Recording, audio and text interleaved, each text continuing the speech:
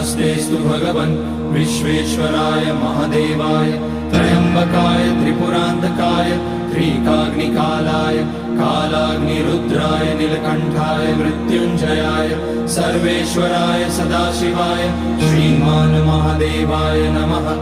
ॐ नमः शम्भवाय च मयोभवाय च नमः शङ्कराय च मयस्कराय च नमः शिवाय च शिवतराय च। ॐ त्र्यम्बकं यजामहे सुगन्धिं पुष्टिवर्धनम् उर्वारुकमिव बन्धनान् मृत्योर्मुक्ष्यमामृतात्।